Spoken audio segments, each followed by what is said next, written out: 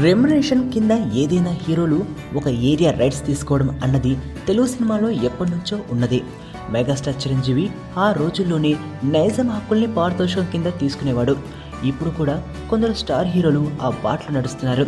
తాజాగా stylish star Allu Arjun కూడా ఈ జాబితాలో చేరాడు. తమిళ డైరెక్టర్ లింగుస్వామి దర్శకత్వంలో బన్నీ చేయబోయే సినిమాకు పారితోషికంగా నైజాం ఏరియా రైట్స్ తీసుకుంటున్నాడట. గత కొన్నేళ్లలో మార్కెట్ బాగా పెంచుకున్న బన్నీ ఇప్పుడు నైజాంలో సూపర్ స్టార్ అయ్యారు. అతడి సినిమాలు ఈజీగా 15 కోట్ల దాకా వసూలు చేస్తున్నాయి. ఇక్కడ రైట్స్ కూడా 14 నుంచి 15 కోట్ల మధ్య పలుకుతున్నాయి. మామూలుగా అయితే అతడికింత పారితోషికం ఇవ్వట్లేదు.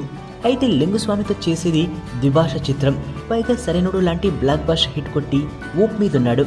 అందుకే అతడికి పారితోషికం కింద నైజాం రైట్స్ ఇచ్చేయడానికి ఓకే చెప్పేశారు నిర్మాత జ్ఞానవేల్ రాజా.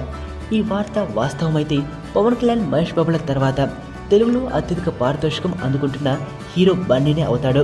వచ్చే నెలలోనే హరిశంకర్ సినిమా మొదలుపెట్టబోతున్న బన్నీ లింగుస్వామి సినిమాను వచ్చే ఏడాది ఆరంభంలో సెట్స్ మీదకి తీసుకెళ్లాలని భావిస్తున్నాడు.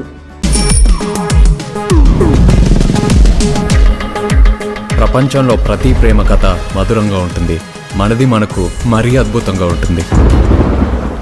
నా ఫీలింగ్స్ ఎక్స్ప్రెషన్స్ అన్నీ పేపర్ మీద రాసి తనకి ఇస్తాను రా. అవసరమా రా ఇదంతా? ఇన్ఫాచ్యువేషన్ రా. రే, అమ్మాయిని చూసిన వెంటనే అలా